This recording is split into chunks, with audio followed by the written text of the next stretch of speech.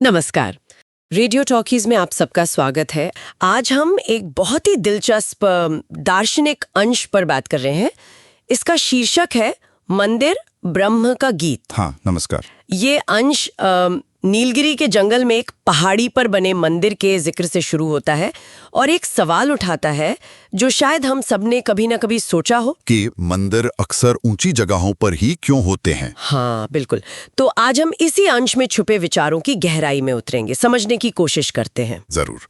तो ये जो पहला सवाल है, मंदिर पहाड़ियों पर क्यों, अंश का जवाब भी बड़ा काव्यात्मक है। हाँ, कहता है कि मंदिर दूर से स्वागत करता है, एक पुकार है। बिल्कुल, जैसे कोई आवाज दे रहा हो।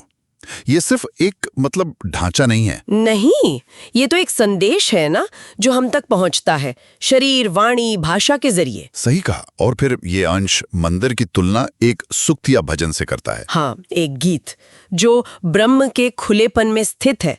ये ब्रह्म का खुलापन क्या है? मतलब सिर्फ आसमान? नहीं नहीं, ये सिर्फ भौतिक आकाश नहीं है।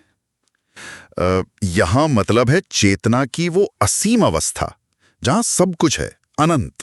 अच्छा। तो स्रोत कहता है कि जिस खुलेपन में, जिस विशालता में मंदिर है, वही विशालता, वही ब्रह्म देवता के रूप में उसमें वास करता है। तो मंदिर एक तरह से उस निराकार को एक शरीर देने की कोशिश है। हाँ, आप ऐसा कह सकते हैं। मंदिर उस ब्रह्म को देवता के रूप में समाहित करने वाला शरीर है। वाह, ये तो बिल्कुल अलग नजरिया है। लेकिन फिर एक बड़ी चौंकाने वाली बात आती है इसमें। स्रोत कहता है कि जब ये समझ आ जाती है तो मंदिर गायब हो जाता है। हाँ, ये कैसे? मतलब क्या मंदिर सच में मिट जाता है, जैसे अंश में मित्र ने पूछा भी है? हाँ, ये सवाल स्वाभाविक है, पर यहाँ गायब होने का मतलब वो भौतिक रूप से नष्ट होना नहीं है। तो फिर ये एक समझ बदलने वाली बात है। जैसे मैंने कहा, चश्मे वाला उदाहरण शायद यहाँ ठीक बैठे। जब तक आप चश्मे के पार देख रहे हैं, आप चश्मे को नहीं देखते। पर जब एहसास होता है तो चश्मा गायब नहीं होता, पर उसका महत्व बदल जाता है। अच्छा, यानी देखने का नजरिया बदल जाता है। बिल्कुल। तो जब वो गहरी समझ आती है तो मंदिर का जो भौतिक रूप है वो गौण हो जाता है, सेकेंडरी। स्रोत कहता है कि असल में न मंदिर था न देवता। क्या? हाँ, वहां हमेशा से केवल सत्य था, परम सत्य। और वो सत्य श्रद्धा से प्रकाशित था। श्रद्धा यानी हमारी आस्था या विश्वास? हाँ, आस्था कह सकते हैं, या उस सत्य को महसूस करने की क्षमता। और अंत में केवल वही सत्य और वही श्रद्धा बचते हैं। बाकी सब एक तरह से माध्यम है। अच्छा, तो मतलब ये हुआ कि असली चीज वो पत्थर या मूर्ति नहीं, बल्कि वो अंडरलाइंग ट्रूथ है, और हमारी उसे महसूस करने की क्षमता हमारी श्रद्धा। सही पकड़ा। तो फिर इससे जुड़ा अगला सवाल जो अंश में है, अगर मंदिर और देवता आखिरकार सत्य और श्रद्धा में ही विलीन हो जाते हैं, हाँ। तो फिर हम जो मंदिरों में जाकर फूल चढ़ाते हैं, हाँ। उसका क्या मतलब रह जाता है? कौन किसको चढ़ा रहा है? ये बहुत ही महत्वपूर्ण सवाल है, और स्रोत इसके दो पहलू दिखाता है।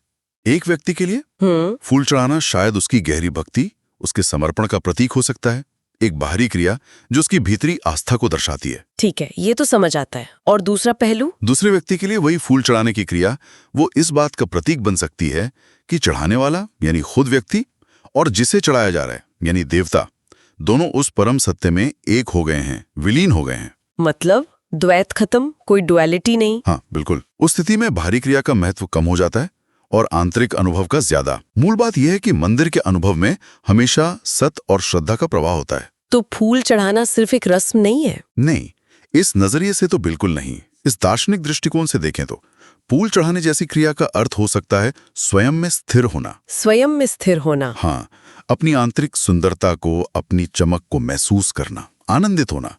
ये बाहरी क्रिया से ज्यादा एक आंतरिक अवस्था पाने का जरिया बन जाता है। यानी कर्मकांड एक माध्यम बन जाता है स्वयं तक पहुंचने का, उस सत्य तक। हाँ बिल्कुल, स्वयं में स्थित होने का, स्वयं सुंदर और दीप्तिमान बनने का, आनंदित होने का। तो अगर हम संक्षेप में कहें, ये अंश मंदिर को सिर्फ ईंट पत्थर का ढांचा नहीं मानता। नहीं, ये एक आध्यात्मिक अनुभव है, एक तरह का गीत है जो हमें सत्य और श्रद्धा की ओर ले जाता है।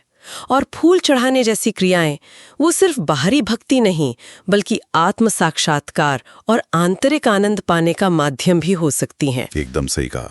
और ये हमें एक गहरे सवाल पर लाकर छोड़ देता है सोचने के लिए। क्या सवाल?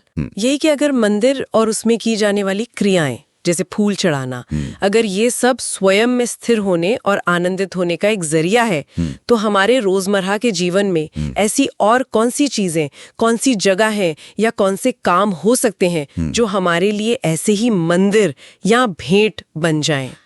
हाँ अगर मतलब जरूरी नहीं कि वो पारंपरिक मंदिर ही हो। हाँ, क्या कोई प्राकृतिक नजारा, कोई कला का काम या किसी की मदद करने का कोई छोटा सा काम भी, क्या वो भी हमें उसी आंतरिक स्थिरता, उसी सत्य और श्रद्धा से जोड़ सकता है? ये सोचने वाली बात है। तो इसी विचार के साथ आज की ये चर्चा यहीं समाप्त करते हैं। अगली बार फिर मिलेंगे रेडियो टॉकीज पर।